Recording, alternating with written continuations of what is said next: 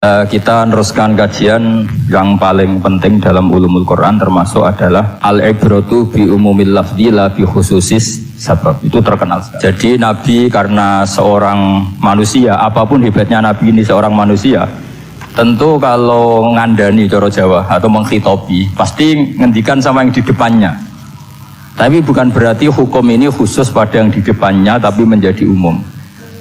Kenapa menjadi umum? Ya karena kebaikan itu boleh dilakukan oleh siapa saja. Misalnya Rasulullah ngendikan sama Mu'ad, ya Mu'ad inni uhibbuka fala tada'anna dubura kulli sholatin wa fi riwayatin faqul fi duburi kulli sholatin Allahumma a'inni ala zikrika wa syukrika wa husni ibadatik. Itu jelas kalimatnya Nabi, ya Mu'ad saya mencintai kamu, maka jangan pernah engkau tinggalkan setelah sholat kamu membaca Allahumma a'inni ala zikrika wa syukrika wa husni ibadatik. Ya Allah, tolonglah kami supaya selalu mengingat engkau ala zikrika dan mensyukuri nikmat engkau, dan tolong kami selalu beribadah kepada engkau. Lalu kalau melihat asbabil wurud, kalau dalam ilmu hadis biasanya disebut asbabil wurud, kalau dalam ilmu Quran disebut asbabil nuzul, tentu yang didhawuhi itu ya Mu'ad. Tapi Anda tidak boleh begini, saya tidak wiridan itu yang disuruh Nabi kan Mu'ad, saya kan tidak Mu'ad. Itu tidak boleh seperti itu. Makanya kita tidak boleh terlalu tekstual, karena tadi resikonya Anda tidak mengikuti kaidah al-ibratu bi umumil lafzi la bi khususi sabab. Sebab itu saya tadi di kantor rektorat ya Pak Ordas ya, bilang nanti untuk kajian yang di kantor rektorat pakai kitab Syajaratul Ma'arif, karena kitab itu juga yang sekarang dalam proses penerjemahan saya dengan Pak Quraisyab di PSG, yang di sini pakai kitab Itqon. Nanti mulai bulan depan, karena saya dipaksa untuk meneruskan. Ini sudah kayak Tuhan saja maksa-maksa. Itu pakai kitab Itqon, nanti babnya tak kasih yang mendesak untuk diketahui, termasuk apa? Al-ibratu bi umumil lafzi la bi khususis sabab. Sehingga di Quran misalnya begini, ada cerita begini. Nabi Isa itu bilang begini, saya ini siapa? Saya ini adalah orang, kata Nabi Isa, wa ja'alani mubarakan ainama kuntu. Saya adalah orang yang di mana-mana itu memberi berkah, memberi manfaat kepada siapa saja. Itu jelas tentang Nabi Isa. Tapi oleh ulama dikasih judul yang umum, babu nafil ibad bikullil bilad, bab bahwa seseorang harus bermanfaat hidup di mana saja, kapan saja, meskipun itu Allah cerita tentang Nabi Isa. Tidak bisa kamu bilang itu kan Isa, saya kan tidak Isa, tidak bisa seperti itu. Isa adalah ibaratun an ahlil khairi, Isa adalah figur orang baik, tentu yang dilakukan baik, tentu kebaikan boleh ditiru siapa saja. Jadi sehingga nanti pada akhirnya nama-nama yang disebut Allah di Quran itu kalau nama orang baik tentu kita boleh ikut, paham ya? Kalau nama orang buruk tentu kita tidak boleh ikut. Ya gitu aturannya. Sehingga tadi ada al-ibratu bi umumil lafzi la bi khususi sabab. Jadi yang jadi pegangan adalah standar kalimat umum dengan pemaknaan yang ditentukan ulama. La bi khususi sabab, tidak terkait sebab itu. Misalnya yang paling masyhur tentu dalam hadis, Madinah itu kira-kira kan utaranya Mekah ya Pak? Kira-kira ya, utaranya Mekah apa selatannya? Utaranya kayak, utaranya. Dulu penduduk Madinah itu kalau bikin kloset itu, pokoknya kalau qada'ul hajat itu menghadap ke utara atau selatan. Terus kata Rasulullah, kalau kamu sedang qada'il hajat, sedang buang kotoran tuh jangan menghadap Ka'bah, juga jangan membelakangi Ka'bah. Itu Nabi redaksinya unik, walakin syarriku au gharibu, tetapi kamu menghadap barat atau menghadap timur. Itu semua riwayat walakin syarriku au gharibu, tapi kamu menghadap barat atau timur. Nah, artinya apa? Kata syarriku au gharibu adalah binisbat di ahli Madinah, karena orang Madinah posisinya di utara Mekah, sehingga kalau menghadap utara atau selatan berarti menghadap Ka'bah atau membelakangi Ka'bah, dan itu tidak boleh dalam proses qada'il hajat, masbah kotoran. Terus Nabi memerintahkan menghadaplah ke barat atau ke timur. Nah, al-ibratu bi umumil lafzi la bi khususi sabab juga direvisi oleh ulama begini, kecuali sebab itu ada ilat. Maka kalau demikian yang dimenangkan ilatnya bukan teknya. Saya ulang lagi, yang dimenangkan ilatnya bukan teknya. Kayak tadi di hadis itu kan Nabi ngendikan apa? Tetapi menghadaplah barat atau menghadap ke timur. Tentu orang Indonesia malah kalau itu kebalikannya. Orang Indonesia kalau ke barat atau ke timur kan malah menghadap Ka'bah atau membelakangi Ka'bah. Di sini pentingnya ijtihad. Dan ijtihad ini lazim, bukan harus Imam Syafi'i atau Imam Malik. Semua orang normal pasti tahu proporsi kalimat tadi. Karena ada aturan al-hukmu yaduru ma'ilatihi wujudan wajan. Itu seterusnya. Ini penting saya utarakan. Sehingga ketika Rasulullah sedekah dengan dinar dikasihkan fakir miskin atau dirham dikasihkan fakir miskin, pikirannya ulama adalah sedekah dengan mata uang yang berlaku saat itu. Tidak selalu ditetapkan dinar atau dirham. Begitu juga ketika Rasulullah dulu zakat fitrah pakai susu kering atau pakai kurma atau pakai gandum, ulama semua bilang yang penting kuti ahlil balad, yang penting makanan pokok di negara itu. Dalam konteks Indonesia tentu apa? Beras. Ini penting saya utarakan karena tanpa mengkaji ulumul Quran seperti ini, dan kita insya Allah bulan depan saya langsung bawa kitab Itqan. Di situ ada beberapa contoh. Harus seperti itu.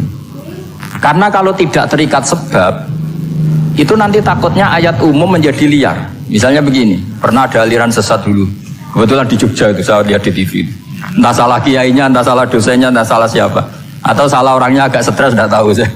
Semoga salah orangnya itu sholat menghadap 4 arah. Alasannya Allah nggak ada di mana-mana, ya sudah di barat.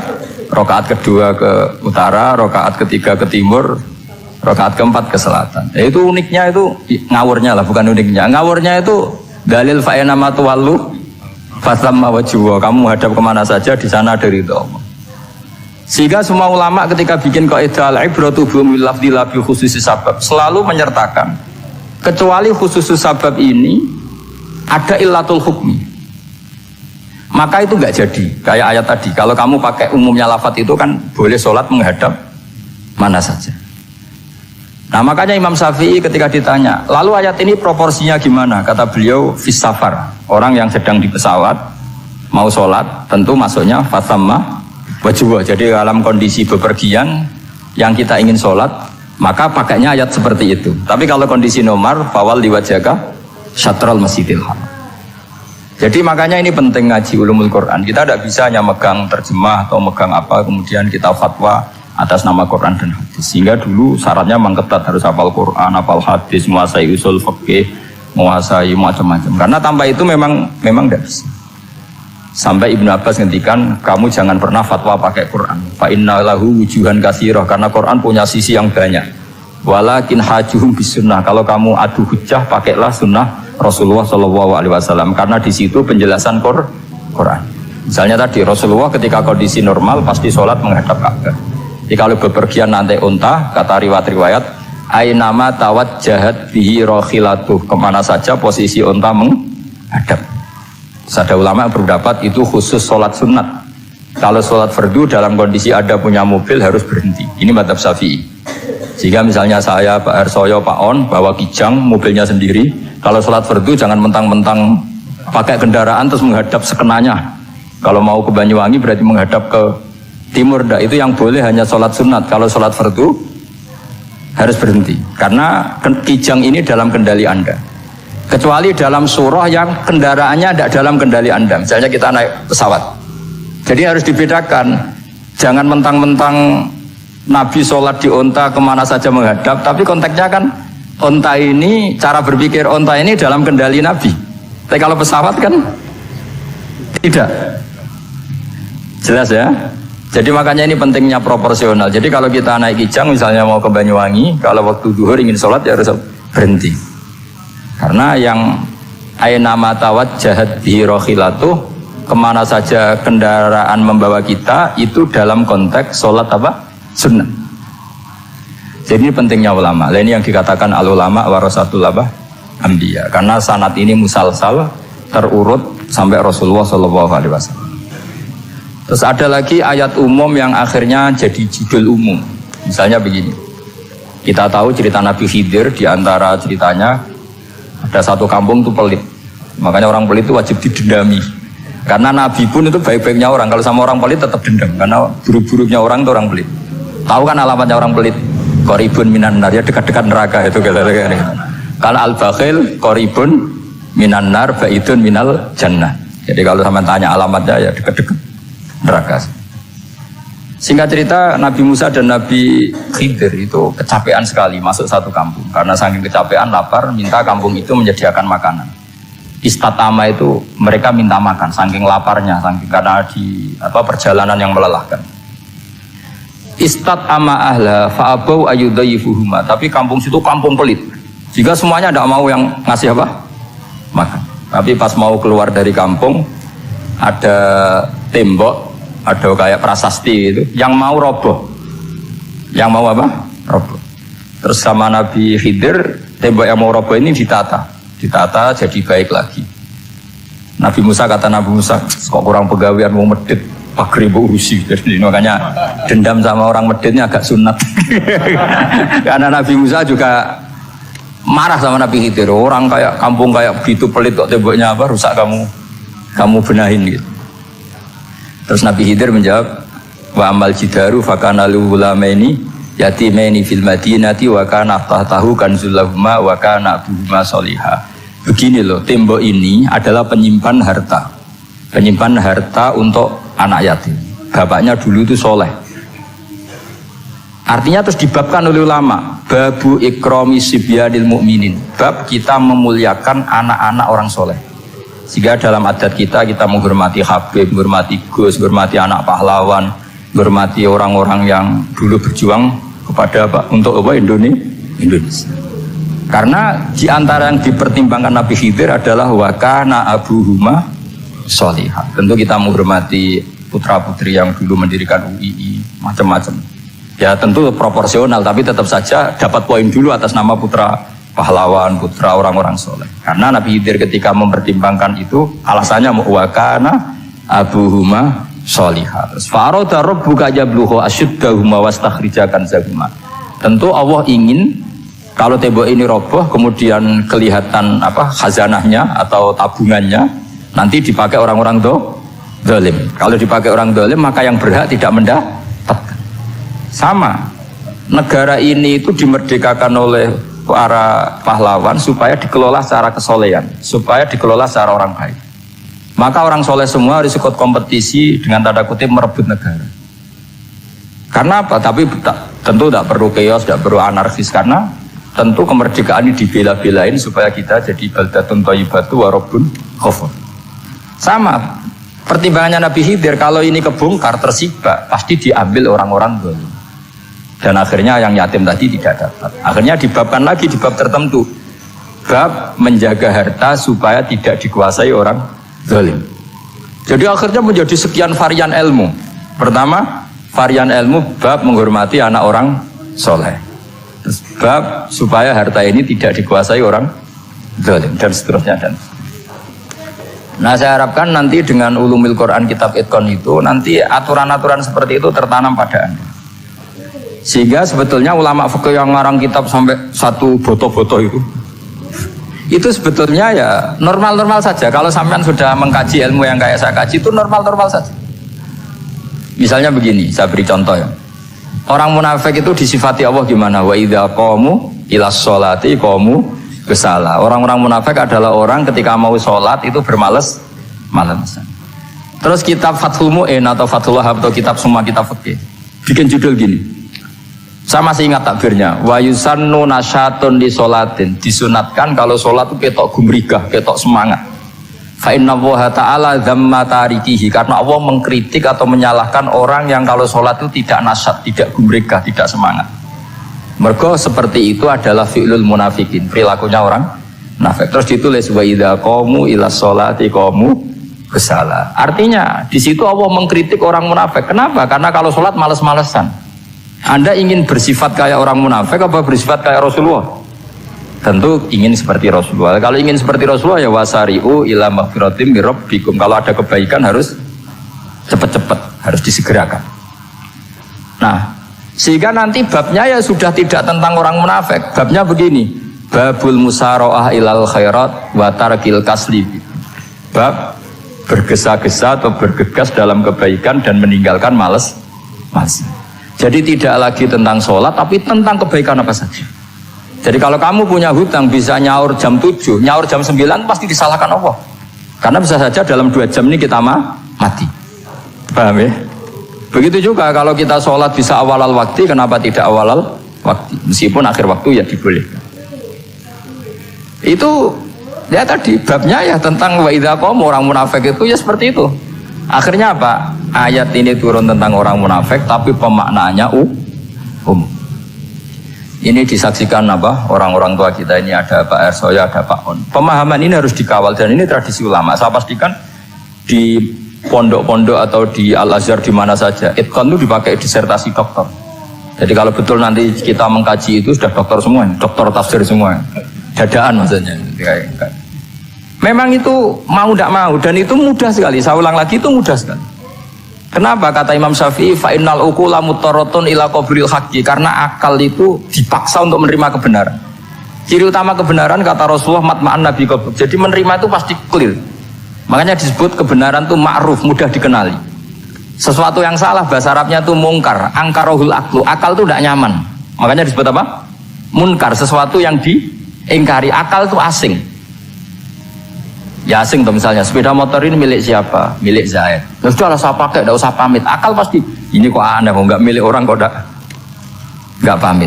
Akal pasti nggak terima. Makanya agama itu hanya menerima al-ma'ruf yang mudah dikenali dan menolak al-mungkar, sesuatu yang akal itu nggak terima. Jadi Imam Bukhari ketika ditanya, kenapa kamu salim itu bisa mensarai sanad-sanad Rasulullah? Kata beliau, kalau kamu akalnya normal itu ya gampang saja. Terus ditanya, contohkan. Beliau contohnya begini. Pernah syurrahul hadis, para pensarah hadis itu habis otaknya. Gara-gara Imam Bukhari bikin judul begini. Babu sihhati tolakil akhros. Ingat-ingat ya. Babu sihhati tolakil akhros. Bab sahnya tolaknya orang bisu. Orang bisu itu orang nggak bisa ngomong tuh kalau bahasa Jogja itu. Bisu ya. Bisu. Bisu itu cerita. Bab sah tolaknya orang akhros. Ternyata apa? Sekian riwayat yang dipakai itu begini. Ana wa kafilul yatim kahataini fil jannah. Nabi pernah ngendikan saya dan yang merawat anak yatim kahataini fil jannah. Wa asyara bi musabbihatihi wal wusta. Pokoknya Nabi ngendikan begini. Paham ya? Maksudnya apa? Betapa yang merawat anak yatim itu sangat dekat dengan apa? Dekat dengan Nabi di apa? Surga. Terus hadisnya berikutnya asyahru hakada pakai tangan 10, ahakada wa hakada wa hakada berarti 30. Asyahru hakada wa hakada wa hakada berarti berapa? 29. Terus berikutnya hadis Aisyah sholat lama, terus ditanya orang di tengah-tengah sholat, Aisyah kenapa sholat lama? Fa'asyarat nahwas sama. Kemudian Aisyah memberi isyarah nahwas sama. Ternyata saat itu gerhana apa? Mata. Itu surahul hadis bingung semua. Ini cerita tolaknya orang bisusah kok ngelantur kemana-mana ini. Ternyata maksudnya Bukhari begini. Maksudnya Imam Bukhari. Penjelasan yang namanya tolak itu kan sihot. Ya sihot. Tahu sihot akad lah kalau dalam bahasa Jogja mungkin. Kalau kamu nikah kan angkah tuka wazawazwa terus bilang apa qabil tu nikahha wa taswiyah. Terus kalau kamu menceraikan istri kamu bilang kamu saya ceraikan. Yang dikatakan sihot itu adalah ekspresi atau implementasi dari sesuatu. Misalnya kamu ingin tolak, bilang saja tolak. Kalau kamu ingin muji orang, bilang saja begini. Pasti itu maknanya muji. Kalau ingin mencemooh, bilang begini. Nah, artinya gini, kalimat itu bisa diganti isyarah. Saya ulang lagi, kalimat itu bisa diganti. Buktinya Nabi mengisyaratkan saya dekat, bilang begini. Paham ya? Aisyah bilang gerhana hanya bilang begini. Nah, kalau begitu orang yang bisu ya punya cara menceraikannya. Dia cukup melakukan isyarat. Yang isyarat itu pasti difahami sebagai cerai. Artinya kalau orang memahami Quran hadis seperti itu, hal-hal yang mungkin gak terlintas dalam pikiran Anda, ternyata itu jadi dalil. Artinya apa? Rasulullah yang bisa ngendikan saja kadang menjelaskan sesuatu pakai isyarah. Nah, dengan demikian terus jadi rumus al-isyarah al-mufhimah bimanzilatin nutqi. Isyarah yang memahamkan sama dengan ucapan. Sehingga ini pengganti ijab qabul. Nah, itu cara-cara memahami istihad, memahami Quran dan hadis. Caranya gimana? Kita harus belajar ulumul Quran ya. Perangkat yang dipakai seluruh dunia termasuk kitab Itqan itu. Dan kitab Sajaratul Ma'arif itu yang saya kaji dan dikaji seluruh ulama di dunia. Karena saya tidak biasa ngaji tanpa kitab yang perlu kita kaji. Saya sendiri itu bisa seperti ini ya barokahnya kitab-kitab itu. Jadi gak terlintas tapi ya tadi Rasulullah yang bisa ngendikan saja, sering iktifa, sering alap cukup dengan apa? Isyarah. Oh kalau gitu berarti al-isyarah bimanzilatin nutqi. Isyarah itu sama dengan ijab dan qabul. Apalagi ini orang akhros, orang bisu yang nggak bisa ngomong. Lalu kalau tolak kayak apa, kalau nikah kayak apa? Ya, tapi Imam Bukhari itu uniknya tadi bikin judul babu sihati tolakil akhros, kemudian cerita anak wa kafilul yatim. Nah itu kalau orang kan nggak sambung, ini sambungnya di mana? Kok malah cerita anak yatim? Ternyata kata kuncinya kahata ini seperti ini dan orang paham sangat sangat. Makanya hati-hati dengan isyarah karena kalau itu betul mengganti lafaz, berarti Anda kalau nyuwun sewu melafadzkan tolak terganti isyarah, ya agak masalah. Tapi semoga enggak lah. Istri satu kok dicerai nanti nggak punya istri, nanti malah repot. Tapi ini kan saya cerita ilmu saja. Ya saya cerita apa? Cerita. Jadi kalau ada orang bilang semua yang ada di dunia itu ada di Quran, itu caranya seperti ini. Jangan kayak orang-orang yang terlalu tekstual. Karena kalau seperti ini pasti semua ada di dunia itu ada di Quran. Karena cara pemahamannya seperti ini. Saya sering ditanya kenapa bumi ada likuifaksi macam-macam. Memang dari Quran bayangannya Quran seperti itu. Amin tuman fis sama ayyaksifa bikumul ardo fa idahiyya tamur. Memang dari awal Allah bikin bumi ini potensinya malah likuifaksi. Potensinya itu melumer. Tamur itu memang maknanya melumer. Dan ketika Allah nyifati bumi wal ardi dzatis sod, sod pun maknanya pecah. Dan Allah tidak sekedar mengatakan pecah, dzatis sod, sifat dasar bumi itu mudah pecah. Jadi kalau dzat itu sifat dasar. Jadi meskipun Quran tidak meneliti spesifik kayak para ahli gempa, tapi dari awal Allah ngendikan bumi itu dzatis sod wal ardi dzatis sod. Bumi adalah berkarakter pecah. Kenapa berkarakter pecah? Karena dari awal bumi ini lempengan-lempengan. Di Qurannya dijelaskan gitu. Wa fil ardi qita'um mutajawirat. Bumi ya kelihatannya banyak, kelihatan satu, sebetulnya dari qit'ah, dari potongan. Nah, qit'ah itu jamaknya qita'. Terus disebut mutajawirat, saling berdampingan. Kalau dalam bahasa Arab, berdampingan itu berarti sel-selnya beda. Kalau bahasa Arab bilang sesuatu yang bercampur namanya mukhalatah, jadi satu. Kalau yang beda jenis namanya mujawarah. Nah, Al-Quran itu bilang wafil ardi qita'um mutajawirat. Bumi ini karakternya per potongan-potongannya karakternya beda. Sehingga memang potensinya bumi ini hancur. Apalagi dari awal memang dipersiapkan mau dihancurin. Makanya nggak usah takut kiamat. Memang rencana Tuhan mau dihancurin. Makanya sanggup takwa saja. Kalau ingin menghentikan penghancuran ini tidak bisa. Itu sudah dalam rencana Tuhan pasti dihancurin. Makanya kalau orang sufi ditanya, kenapa tidak bangun rumah? Tuhan aja mau rencana nganjurin bumi, kok saya rumah tak tata, nanti juga hancur. Tapi kalau di Islam kota saya ngomong gitu kan dia kata, wah ini orang nggak jelas ini. Padahal yang kedonyan itu yang nggak jelas sebetulnya. Tapi ini saya cerita, jadi supaya UII ya, yang didirikan ulama-ulama. Saya masih ingat ketika Profesor Zaini cerita, Pak Zaini saya ini kan kiai, saya tidak punya gelar apa kok. Jangan minta bantuan ini. Katanya Pak Zaini dulu UI ya didirikan banyak kiai dan sebagian pendirinya juga gak punya gelar katanya gitu. Tapi mendingan gak punya gelar manfaat daripada punya gelar gak manfaat. Malah problem. Tapi ya gak masalah. Sudah ada manfaat, gak punya gelar malah repot lagi. Sudah cara berpikir gitu saja. Pokoknya sementing semuanya baik apa saja. Jadi nanti setelah sampean mengkaji ulumul Quran ya tadi seperti yang dikatakan Imam Syafi'i itu gampang sekali.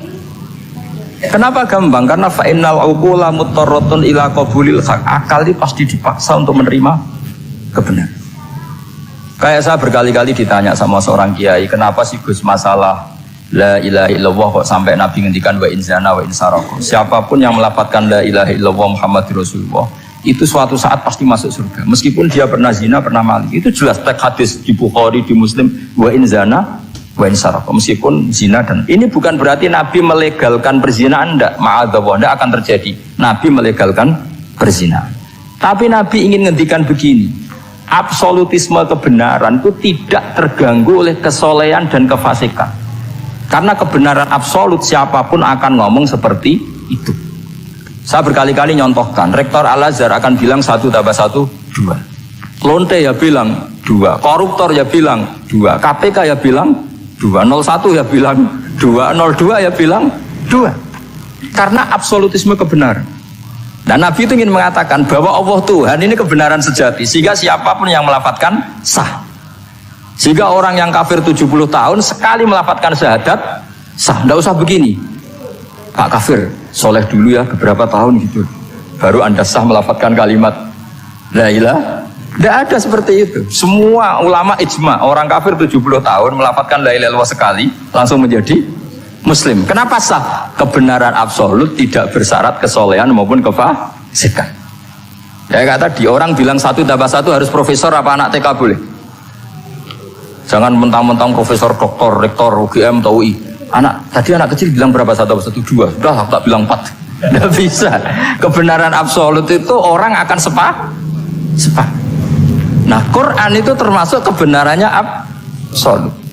Maka harusnya siapapun bisa memahami Quran. Termasuk orang yang sebelum Islam. Sekarang saya tanya ke sampean, ketika Umar masuk Islam karena dengar Quran, itu dulu dengarnya apa dulu Islamnya? Dulu dengarnya, dan dia paham. Wa ma huwa min kalamil basar, ini tidak mungkin omongan manusia seindah ini. Karena mudah difahami Quran. Nah sekarang enggak, karena ada sistem akademik. Itu terus orang macam-macam urutannya. Jadi repot sekarang. Kalau kata tafsir At-Tabari lebih ekstrim lagi. Idla yuqalu masalan ifham bima la aqlala. Jadi orang-orang kafir ini kan, orang-orang kafir Mekah ini kan, Rasulullah jadi nabi ini kan semua orang masih kafir. Enggak ada mahasiswa UI, enggak ada orang NU, enggak ada orang Muhammadiyah. Semuanya orang kafir, semuanya masih kafir. Terus Nabi membawa Quran, maka khitab pertama itu bukan ya ayyuhan nahdiyun, ya ayyuhal muhammadiyun. Khitab pertama qul ya ayyuhal kafirun, karena pendengarnya semuanya kafir. Dan itu mereka paham. Tapi nanti soal hidayat nomor 2, tapi mereka itu yang jelas paham. Sehingga banyak orang kafir yang menjadi muslim karena mendengar Al-Quran. Jadi ini penting diketahui, karena kebenaran itu milik siapa saja dan akan mudah difahami. Kayak tadi, kalau 1 tambah 1, 2 itu rektor ya bilang 2, anak TK ya bilang 2, musuh kamu ya bilang 2, kamu atas nama sentimen dengan musuh pun tetap bilang. Nah di sini kadang Nabi ngendikan mangqala la ilaha illallah dakhalal jannah wa in zana wa in sarqa. Proporsinya seperti itu, bukan berarti Nabi melegalkan zina, bahwa kalimat ini kalimat yang kebenarannya absolut sehingga siapapun sah mengatakan itu, meyakini itu meskipun punya masa lalu seperti itu. Jadi jangan salah makna terus Nabi melegalkan, tidak sama sekali. Jadi saya mohon ini jadikan satu ilmu, bahwa ilmu adalah tetap apa?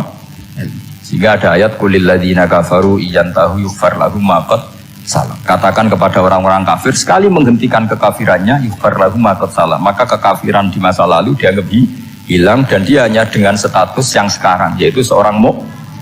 Karena dia disahkan melafadzkan la ilaha illallah. Makanya pernah ada cerita, ini penting saya utarakan ke jenengan. Ada orang kumpul kebo, singkat cerita, kumpul kebo lelaki sama perempuan. Suatu saat Nabi dikasih tahu sama tetangganya, ya Rasulullah, orang yang biasa kumpul kebo itu sekarang sudah nikah. Jawabannya Nabi unik. Alhamdulillah, kira-kira gitu kalau bahasa Indonesia, qad kharaja min sifahin ila nikahin. Dia sudah keluar dari tradisi zina, sekarang dia sudah dengan kehormatan nikah. Maksudnya gini, kalau malam Senin dia belum nikah, kumpulnya kan masih kumpul kebo bertahun-tahun gitu. Paginya dia nikah, malamnya kumpul sudah kumpul sunnah karena sudah nikah. Jadi tak sama seperti tadi. Kalau dia belum melafadzkan kalimat tauhid, ya statusnya dia kafir. Sekali melakukan kalimat tauhid, ya statusnya dia muslim atau mukmin. Sama. Ketika hubungan intim tanpa nikah namanya sifah perzinaan. Sekali nikah ya namanya sunnah. Jadi semudah itu. Dan Nabi tidak tanya macam-macam. Mau ngendikan qad kharaja min sifahin ila nikahin. Sudah keluar dari tradisi sifah menuju nikah. Pertanyaannya gini, kenapa enggak disyaratkan ini itu untuk nikahnya? Misalnya macam-macam. Ya sebetulnya syarat itu pasti ada, cuma begini tuh. Orang yang ingin menghentikan keburukannya harus kamu katakan sah sekarang juga, karena kita mengesahkan penghentian keburukan. Janganlah tuh orang yang mau tobat malah dipersulit. Jadi misalnya la ilaha illallah, kamu belajar makhraj dulu, bilangnya lah benar. Belajar bahasa Arab dulu. Ya kacau. Apalagi saya persiapkan seremonialnya dulu, nanti di masjid di syuting supaya satu Indonesia tahu yang Islamkan saya itu kayaknya yang engkek, malah repot lagi. Ini penting saya utarakan supaya clear. Jadi saya ulang lagi, al-ibratu bi umumil lafzi la bi khusus sabab. Allah ya enggak apa-apa cerita Nabi Musa, cerita Nabi Isa, cerita misalnya begini, bolehkah orang soleh itu jadi raja? Jawabannya harus bilang boleh, karena Allah pernah menfigurkan tokoh soleh yang bernama Sulaiman dan Daud, dan beliau adalah raja. Ketika Imam Syafi'i ditanya, bolehkah orang Islam tidak kawin? Ya asal dia ada zina ya boleh, karena Allah menyebut hamba yang soleh dan sebagian mereka tidak nikah, yaitu Nabi Yahya dan Nabi Isa, yaitu wasayyida wa hasura wa nabiyya minas sholihin. Jadi cara berpikir Imam Syafi'i gampang, bagaimana hukumnya orang Islam yang enggak nikah padahal dia tapi asal enggak zina loh ya. Ya jawabannya ya boleh, karena Allah mensifati Nabi Yahya dan Isa dengan status hasur, tidak apa? Nikah. Bolehkah seorang soleh jadi raja? Ya boleh. Daud dan Sulaiman itu seorang soleh dan jadi raja. Bolehkah orang soleh itu fakir? Wah sudah banyak, nggak usah dibolehkan, sudah banyak. Kan? Jadi gampang sekali Quran di depan ahlinya itu. Jadi kalau Imam Syafi'i ditanya, fa inna wa ta'ala dzakara abdan sholihan wa qala wa sayyida wa hasura wa nabiyyam minas sholihin. Ternyata ini orang dia ditanya, apakah boleh orang soleh itu jadi politikus, jadi pejabat? Ya boleh saja. Faqad atayna ala Ibrahim al-kitab wal hikmata wa atainahum mulkan azim. Jadi ini yang boleh bukan sekedar Ibrahim. Padahal di ayat itu tentang ala Ibrahim. Kula tak cerita. Karena berpikir ya tadi, ternyata kesalehan tidak mengganggu. Dan itu ya maksudnya untuk kesalehan. Jika agama ini kan. Makanya kalau ada yang tanya bagaimana perempuan punya aktivitas, ya jawabannya asal kebenaran ya boleh. Allah cerita Bilqis dan itu raja perempuan. Di hadis banyak ketakapan Aisyah memimpin, macam-macam. Jadi gampang saja. Nah, kenapa sekarang banyak orang berdebat tentang Quran dan nyuwun sewu sampai pada level gontok-gontokan ekstrim? Karena mereka nggak mau belajar ulumul Quran. Kegiatannya debat, tukaran. Yang bingung kita, yang waras ngalah lah kira-kira gitu. Ini nggak pernah ngaji Quran, gegernya. Ya kacau. Ada ulumul Quran, jadi yang namanya kitab Al-Itqan, dan itu dibukukan oleh ulama dan gampang sekali. Pernah ya Sayyidina Umar ketika Futuhat, beliau sudah Futuhat itu mengalahkan musuh-musuh Islam yang memusuhi Islam. Perlu dicatat, musuh-musuh Islam yang memusuhi Islam, karena kalau yang tidak memusuhi Islam nggak boleh dimusuhi juga ya. Singkat cerita ditanya, kenapa kita tidak tasakuran besar-besaran, kita kan sudah menang. Padahal disambut sedemikian rupa. Jawabnya Umar apa? Inna wa ta'ala qad ayyara qauman faqala adhabtum thayyibatikum fi hayatikumud dunya wastamta'tum biha. Allah itu mengkritik kelompok kaum yang dalam hidupnya itu foya-foya. Maka saya akan mengurangi foya-foya itu supaya saya menyisakan jatah foya-foya saya sampai di surga. Nanti orang kafir ketika dimasukkan neraka di antara taubehnya Allah. Taubah itu ya semacam kayak disalahkan gitu. Adhabtum thayyibatikum fi hayatikumud dunya, jatah-jatah kenikmatan kamu, salah kamu habiskan di dunia. Sehingga kita harus pernah pas enak-enaknya tidur, tahajud, ngiling-ngilingan, ngurangi jatah. Sayyidah Aisyah tuh cantik sekali, tapi sudah turu mujur di depan Nabi tetap sholat. Kalau sampai istrinya tidak cantik saja, nggak pernah tahajud. Itu masalah besar. Itu Aisyah itu kenangannya Aisyah. Saya ini kurang cantiknya. Sampai Nabi kalau sholat digoda tidur di depannya, masyhur. Wa ana muqtaridhatun. Saya tidur malang di depan Nabi. Nabi kalau berdiri sikilnya aku tak glojorno. Kalau Nabi mau sujud tak ingkretno. Nabi terus saja tahajud. Dan saya yakin itu sunnah, tidak ada yang niru itu. Aisyah loh, bukan yang Saudah, Aisyah. Di semua riwayat itu, kalau Saudah kan mungkin wah pantesan Saudah kan gitu. Ini Aisyah. Terus ada cerita lagi betapa Rasulullah memang Nabi betul. Aisyah itu istrinya paling cantik. Kan yang nyanyi cantik itu hanya Aisyah, Zainab sama Sofia. Kira-kira rivalnya itu. Ya rivalnya itu kira-kira. Ya sebagian ya cantik tapi enggak sekelas ini. Rasulullah itu malam-malam keluar.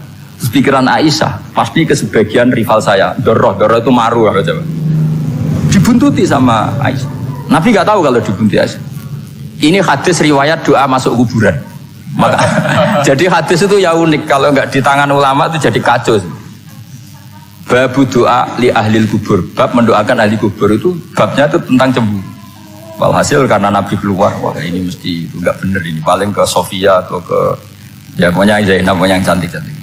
Ditututi sama siapa Aisyah. Nabi nggak tahu hal itu. Ternyata Nabi itu kebagi itu. Assalamualaikum warahmatullahi mu'minin wa inna insyaallah bikum lahikun. Jadi barokahnya cemburu. Hadis itu ada rawinya. Oh ternyata ke kuburan tuh. Itu sampai pulang. Jadi hadis itu diriwayatkan Aisyah. Ghirtu itu cemburu. Saya ini cemburu sama Nabi. Malam-malam itu wah tak tututi juga mau kuburan. Lah sahabatnya tanya muridnya Aisyah, lalu baca apa? Assalamualaikum warahmatullahi mu'minin wa inna insyaallah bikum lahik. Kalau sampean kan enggak dibuntuti tok bar tenang. Mesti barbaran. Jadi ini penting saya utarakan. Jadi cobalah ulumul Quran dikaji secara baik. Insya Allah nanti maknani Quran itu mudah. Karena memang sesuatu itu harus ada ilmu. Ya sesuatu itu harus ada ilmu. Banyak ulama itu nangis karena mudah memahami rahmat Allah. Abu Yazid Al-Bustami itu jadi wali bukan karena banyak wiridannya, enggak. Dia setiap makan itu memuji begini, ya Allah, engkau itu tidak butuh saya, tapi kenapa ngasih makan saya? Kalau majikan ngasih makan karyawannya kan supaya mau kerja. Semua kebaikan manusia itu pasti ada imbalannya. Tapi engkau itu tidak butuh apa-apa, kenapa ngasih nikmat kepada manusia padahal engkau tidak butuh? Itu kan aneh betul. Kalau apapun ikhlasnya orang, kalau ngasih itu kan ada maunya. Meskipun sudah bilang ikhlas. Boleh sudah, tapi kalau Allah itu tidak butuh. Misalnya ada orang nyumbang masjid ikhlas, tetap di hatinya, benar Jumatan Pak Quran yang dinti, tetap ada kepentingannya. Tapi kalau Allah enggak. Sehingga cara mensifati Allah itu luar biasa. Makanya orang jadi wali itu diantara kata Rasulullah, Inna woha la yardu anil abdi idha akalal aklah fayahmaduhu alaiha au yashrubah syarbah fayahmaduhu alaiha. Allah itu sangat ridho. Orang jadi wali itu kan diridani Allah. Allah itu sangat ridho kalau seseorang makan kemudian dia muji Allah. Coba apa hebatnya Donald Trump kalau gak makan ya lemes mati. Apa hebatnya presiden seluruh dunia kalau gak makan ya lemes mati. Orang yang katanya paling top di dunia itu gak makan kangkung nyatanya ya lemes. Hebatnya di mana? Yang kita puji-puji hebat, ternyata kalau nggak makan itu lemes. Pak Rektor nggak makan lemes, apalagi Pak Onwel nggak makan lemes. Hebatnya apa coba? Nah terus kelihatan wa khuliqal insanu dhaifa. Makanya ketika Allah mengingatkan orang yang menyembah Isa, Allah hanya menghentikan gini, karena yakulani to'am. Isa dan ibunya itu makan. Maksudnya kalau nggak makan itu ya lemes. Kamu kebayang nggak punya Tuhan terus? Pak Tuhan, jangan lemes, mau dariin ya. Kayak apa malunya kita punya Tuhan kalau nggak makan apa? Lemes. Terus nanti cerita, alhamdulillah tadi Tuhan mampir sini. Tadi lemes lah tak kasih makan, bergas lagi. Makanya Allah kritiknya mesti sederhana. Karena ya kula anitoam. Kok kamu Tuhan kan gimana? Ini kalau nggak makan itu. Tapi kita sering keliru mengatakan Presiden Amerika itu super power hebat. Hebatnya di mana seorang manusia? Kalau nggak makan ya. Ini makanya Allah ngendikan wa khuliqal insanu dhaif. Sehingga banyak para wali itu dekat Allah ketika makan. Bukan apa karena tadi makannya itu enggak kayak sampai makan banyak lahap segala-galanya udah gitu. Itu enggak setiap makan ya Allah betapa lemahnya saya. Yang katanya rektor, yang katanya profesor, katanya orang alim kiai, katanya pengurus NU, pengurus Muhammadiyah, ternyata kalau enggak makan lemes. Kerennya di mana lemes? Sehingga terus tawadu, terus macam-macam. Jadi ini penting. Jadi Allah mengingatkan manusia itu dengan makan. Makanya Rasulullah ngendikan Allah itu sangat ridho seseorang yang setiap makan muji Allah. Tapi sekarang orang makan tuh banyak yang nggak menjiwai. Karena ada aturannya sebetulnya, ngunyahnya sampai sekian kali. Ya, tapi sekarang kan sudah ada seperti itu. Makanya sekarang wali sudah nggak banyak. Pendaftarnya juga sudah ada banyak. Apalagi orang-orang intelek itu sudah agak tertarik daftar wali. Memangnya kalau sudah jadi wali dapat uang, malah repot lagi kalau itu. Tapi ini saya cerita orisinilnya ilmu Quran. Ketika Allah mengkritik Isa itu hanya ketika dituhankan maksudnya. Itu hanya dengan kalimat kana yakulan itu Isa dan ibunya sama-sama makan. Dan ketika Allah memuja Rasulullah SAW dan para nabi, itu pujaannya itu aneh. Wa ma arsalna qablaka minal mursalin illa innahum la yakuluna ta'ama wa yamshuna bil aswaq. Saya tidak pernah menugaskan para rasul kecuali mereka itu ya makan dan jalan-jalan di pasar. Saya sampai sekarang hampir tiap minggu itu jalan-jalan ke pasar sama anak. Meskipun saya di Rembang betul kayak gede itu, tetap biasa jalan-jalan ke pasar. Karena apa? Kata Rasulullah Muhammad, Isa itu sampai dituhankan itu gara-gara jarang makan. Seorang memitoskan makan. Rasulullah itu kalau makan itu di depan umum, sering di luar rumah. Supaya kelihatan kalau beliau itu manusia. Jadi makannya Nabi adalah nafyun li uluhiyati. Perlu dicatat Nabi Muhammad jadi Nabi setelah dengan tanda kutip tragedi Isa dituhankan. Karena Rasulullah jadi Nabi setelah tragedi Isa dituhankan, maka sisi manusianya itu diperlihatkan. Sampai kalau makan tuh di depan umum. Tapi nggak marung di KFC, tidak ada dari wajah itu. Di depan umum. Nah, karena kepentingannya itu sehingga makanya Nabi ini ibadah yang luar biasa karena menunjukkan sisi kemanusiaan yang akan aman, tidak akan dituhankan. Paham ya? Sama seperti kita misalnya kiai atau pejabat, makan saja gak apa-apa. Tunjukkan kalau kita manusia, kalau gak makan lemes. Dan kalau itu terus dalam hati kita, insya Allah kita orang yang mengimani wa khuliqal insanu dha'ifa. Betapa manusia itu lemah. Nah tapi kita sekarang enggak. Kalau kita jadi rektor enggak bisa mengendalikan satu kampus, jadi kiai bisa mengendalikan umat. Pikirannya itu kayak Fir'aun. Dan di antara kesalahan Fir'aun adalah faqala ana rabbukumul a'la, bahwa saya bisa mengendalikan kalian semua.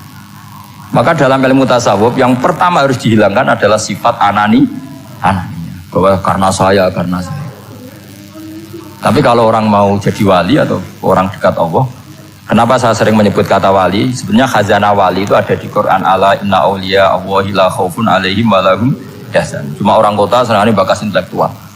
Wong desa senangnya bakas wali. Akhirnya banyak orang yang enggak wali modus pura-pura wali terus nipu orang. Jadi sama-sama ada korban. Yang intelektual juga sama.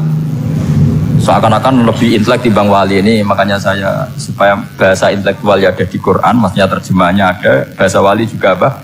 Ada. Dan kadang orang jadi wali itu melakukan hal-hal yang kecil, yaitu merasa doif saat apa? Makan. Merasa doif saat. Karena tadi paling mudah menafikan ketuhanan seseorang adalah nyatanya kalau nggak makan lemes. Paling mudah mendoifkan manusia yang katanya presiden superpower pun kalau nggak makan. Apa artinya kehebatan manusia yang sehatnya bergantung nasi satu mangkok? Kerennya di mana coba? Presiden kondang bisa pengaruh seluruh dunia, jajalnya gak mangan sedino, lemes. Berarti hadar rojul lelaki ini bergantung satu mangkok nasi. Hebatnya di mana coba? Makanya ada seorang raja angkuh datang ke seorang ulama. Saya raja bisa mengendalikan dunia. Kata ulama, tanya gini, andaikan kamu tidak bisa minum, kemudian harus bisa minum kalau orang menukarkan kerajaan kamu boleh minum, asal kamu tidak jadi raja. Apa kamu kasihkan kerajaan kamu ketika kamu harus minum dengan cara seperti itu? Misalnya di tengah belantara, kalau di Arab kan sering ada Sahara itu ada padang pasir. Terus kata raja itu, ya saya milih minum, kalau saya tidak minum mati, mendingan tidak punya kerajaan. La tafrah bimulkin la yusawi kak sama. Kamu jangan bangga dengan kerajaan yang nilainya tidak ada dengan segelas air. Baru dia sadar ternyata. Jadi kamu jangan bangga dengan satu kerajaan yang bahkan akan kamu tukarkan dengan segelas. Artinya pertanyaannya gini, kerajaan yang kamu bisa mimpin ini ditumpang air apa ditopang keangkuhan Anda? Sebenarnya hanya ditopang air. Karena sekali Anda tidak minum, tidak bisa jadi raja, terus lemes, diobat. Sama presiden juga gitu. Kalau nggak makan, nggak minum, terus sakit, stroke, nggak bisa jadi presiden. Artinya ternyata betapa manusia ini bergantung dengan sesuatu yang remeh, yaitu makan, minum, makan, minum. Nah di sini ini kenapa Quran menyebut para nabi itu apa? Illa innahum la ya'kuluna ta'ama wa yamshuna fil aswaq. Kalau kamu tidak memahami seperti ini kan terus kayak Quran kok ngomong hanya gini kok, kayaknya kelasnya kok kayak gitu. Cara pandang nggak seperti itu, paham ya? Terus kalau niku sangat fanatik kalian yang namanya belajar. Karena niku sing kula anggap engkang ngilangi azab, ngilangi laknat. Kula beberapa kali terdikte oleh baca. Misalnya baca sistem geologi bumi. Itu zaman wonten likuifaksi teng Palu. Itu beberapa ahli geologi tanya saya, Pak Bah, apa ada pembenarannya dalam Quran? Terus saya bilang, sampean baca ayat ini dengan kamus bahasa Arab yang dikarang orang sekuler, atau bila perlu yang dikarang orang Kristen, biar kamu tidak nganggep saya ini nyari pembenaran. Selama ini alhamdulillah kadang kamus Munjid itu terkenalnya itu dikarang orang non muslim, tapi kadang itu ada hikmahnya. Hikmahnya adalah, tapi saya bukan berarti menganjurkan belajar Munjid, ini ada hikmahnya adalah madatul kalimah itu dimaknai secara benar menurut objektivitas ilmu. Singkat cerita tak suruh nyari makna maro yamuru mauron. Jadi Allah ngendikan teng surat Tabarok, apa kamu merasa aman? Merasa aman setiap saat man fis sama ayyakhsifa bikumul ardo fa idza hiya tamur. Allah zat yang menguasai langit setiap saat bisa saja melumerkan bumi ini. Jadi melumerkan itu ya bahasa Arabnya tamur itu. Jadi Allah sudah mengingatkan bahwa potensi bumi ini memang likuifaksi karena di bawah ada magma, ada air, ada macam-macam. Kemudian potensi bumi ini juga dihantam oleh benda-benda langit. Sehingga Allah ngendikan innallaha yumsikus samawati wal ardo an tazula wala in zalata in amsakahuma min ahadin min ba'di. Jadi setiap saat mungkin meteor itu menghantam bumi, setiap saat mungkin Mars yang menghantam bumi. Sehingga kalau kita belajarnya itu geologi atau sistem galaksi, itu ketakutan kita ya pada likuifaksi, pada meteor yang jatuh, pada apa. Tapi kalau misalnya kita baca yang su'ul khotimah, ketakutan kita ya akan su'ul khotimah. Tapi terus kalau lihat berita TV corona, ya takutnya akan corona. Tapi setelah distatistikkan, misalnya belajar orang yang mati karena ngelindur, itu ya terus takut tidur, karena yang mati karena ngelindur itu juga banyak. Artinya apa? Membaca itu membentuk, dan itu artinya belajar. Saya termasuk orang yang meskipun masih muda itu gak wedi mati. Ini yang bedakan saya dengan Gus Nadir PD saya kalau masalah ngadepi mati. Karena bukan berarti saya mesti soleh, mesti husnul khotimah, ya enggak. Ada istilah mati yang menyenangkan dalam diri manusia, yaitu Nabi ngendikan Allahumma ahyini maka natil hayatu khairan li wa tawaffani maka natil wafatu khairan li. Sebagian doa Allah maj'alil hayata ziyadatan li fi kulli khairin wal mauta rohatan li min kulli syarrin. Jadi mati itu akhir dari maksiat saya atau akhir dari potensi maksiat saya. Sehingga kata Sohibul Hikam, kamu harus percaya diri bisa selamanya tidak maksiat lagi. Orang kan tanya, masa manusia tidak bisa maksiat lagi? Ya bisa saja kamu pas taat terus mati, berarti sudah tidak bisa maksiat. Jadi ulama itu melihat mati itu akhir dari segala maksiat atau potensi maksiat. Nah, di sini hebatnya lagi-lagi GNU itu. Bohong fasik bentuk kayak apa, kalau mati saya dia tombone menang kabeh, saya dia menang kabeh. Sesuai kayak ini saya nih pun buatan sakit maling, buatan sakit korupsi. Oh gede saya ini. Itu satu ilmu yang luar biasa. Meskipun ya tentu agak ngawur, tapi itu bagus. Secara ilmu bagus karena al-maut adalah rohatun min kulli syarr. Lagi-lagi yang menyelamatkan itu illa aliman atau muta'aliman. Proses belajar mengajar. Saya baca banyak tentang halal haram dalam kitab Imam Ghazali itu, tak ulang berkali-kali. Saya itu dulu ya gak paham, karena kitab paling susah di bab Imam Ghazali itu menurut saya kitabul halal wal haram. Termasuk bagaimana cara ngelola amwalus salatin yang terkenal korup, sementara menyumbang kamu sebagai jaizah, sebagai hadiah untuk para kiai atau untuk para guru. Itu perdebatannya ulama itu macam-macam. Ada yang bilang haram karena itu potensi haram atau memang benar-benar haram. Ada yang bilang boleh karena kalau yang pakai kamu untuk kebaikan, kali dipakai mereka ruwet. Kebetulan yang partai ini lebih besar Mas Nadif. Ya alhamdulillah. Terus dikiaskan sama ghanimah. Lagi-lagi karena baca, saya itu pernah ditanya seorang dosen di Jogja, Gus saya ini muslim mulai kecil dan saya peneliti, saya pernah sekolah di mana-mana. Yang ganjil dari saya tentang Islam itu satu, yaitu ghanimah.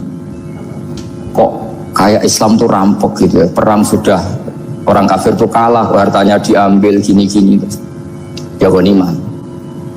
Terus saya memberi analogi, kalau ada garong ke kamu, bawa senpi, bawa pedang, terus kamu mengalahkan garong itu, alat-alat itu kamu kembalikan apa kamu sita? Ya saya sita, nanti dipakai garong lagi. Ya kira-kira seperti itu. Kalau dikembalikan ke orang kafir berarti menjadi kekuatan kekafiran lagi, dan itu harbi.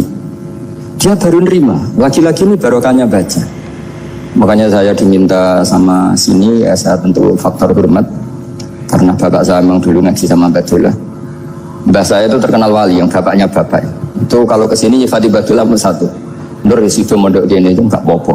Pondoknya elek lah, kiaimu wali. Zaman itu bapak itu di kamar kursi ya masih ada kakinya. Saya dulu sering dijak ke sini sama bapak. Jadi mbah saya itu terkenal wali dulu. Jadi mbah saya itu tirakat terus sampai kapundhut itu poso terus. Kebetulan cucunya agak niru. Saya tidak niru itu karena itu Gus Zaki. Memang disuruh tidak niru. Kata mbah saya kira usah tirakat, terus tak tirakat ya. Itu jadi saya, Mbah Mun juga gitu. Kowe haram tirakat, tak tirakat ya. Saya senang sekali. Tapi tua-tua kok mikir butuh. Nah, terus tirakat itu butuh sopo. Jadi mulai jadi kiai betul Mas Nadif, saya ini sudah mulai mikir butuh. Karena saya ini termasuk orang yang kecelok alim yang nggak banyak orang menghormati karena sudah diramal sama mbah-mbah.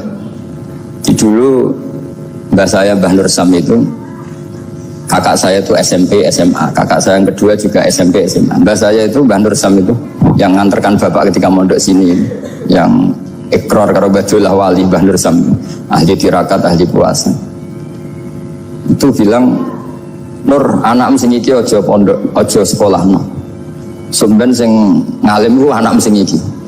Ketika saya habis tamat SD sama mbah saya Tuban, mbah saya Naruan juga di Sabdo begitu. Singkat cerita sama Mondok Sarang. Mondok Sarang pertama langsung dikenal Mbah Mun, wong anak kiai jadi langsung dikenal. Didoni macam-macam terus jadi wong alim juga ada yang ngelem. Biasa aja untuk dongane sepuh-sepuh. Ya sebenarnya saya agak kecewa ya, saya inginnya kan dianggap prestasi gitu, ternyata dianggap doanya orang-orang sepuh. Ya makanya kula niki iki ya rodok ya syukurlah sama Bang Mutamakin sama semuanya karena tadi kenapa saya harus cerita ini. Quran sendiri mengakui bahwa orang soleh itu diantara aturannya adalah dzurriyyatam ba'duha min ba'd. Meskipun Allah bisa bikin orang soleh dari mana saja, tapi yang legitimit itu memang dzurriyyatam ba'duha min ba'd. Dan kata dzurriyyah itu tasmalu auladal inas, kata Ibnu Hajar al-Asqalani, memasukkan turunan yang dari ibu. Meskipun tentu secara wali nikah atau secara disiplin nasab dari ibu itu tidak ngefek. Tapi dari segi fa'innal irqadassas, bahwa sistem tubuh kita itu tetap ada gen dari seorang apa? Ibu. Sehingga banyak ulama tafsir mengatakan dzurriyyah itu tasmalu auladal inas. Dzurriyyah itu memasukkan turunan dari apa? Ibu. Bapak saya itu nasabnya nasab wali. Jadi babahnya itu suka tirakat, suka. Ibu itu nasab kiai. Jadi kalau bapak wiridan itu, kalau istiqomah itu disalahkan sama keluarga ibu. Istiqomah itu salah. Karena ijabu malam yajib, mewajibkan sesuatu yang tidak wajib. Itu masalah secara ilmiah. Mbah Mun itu sering kritik kalau ada pondok kok wajib puasa, wajib merawat, itu sering kritik. Itu secara fikih bahaya. Ijabu malam yajib, mewajibkan sesuatu yang tidak wajib. Dan itu kriminal dalam bab fikih. Betul itu, sama cari di Sulam Taufik, babnya itu ngeri. Ijabu malam yajib itu tidak dihitung minal kabair, dicari sendiri itu di bab Sulam Taufik, tidak perlu saya sebut, itu parah betul malah cara menvonis Abdullah bin Husain bin Thohir di Sulam Taufik. Ijabu malam yajib. Tapi pondok-pondok yang tirakat tidak kurang dalih. Niki boten majibaken, melatih. Boten majibaken tapi napa? Nah, silsilah dari keluarga ibu itu suka ilmu, sehingga Abdullah bin Mas'ud itu tiap hari itu mensweeping orang yang sering duha. Kalau ada orang duha istiqomah itu disweeping. Awas, harus seminggu sekali, nggak boleh tiap hari. Masa sholat fardu kamu saingi sholat duha? Nggak boleh, fardu tersaingi.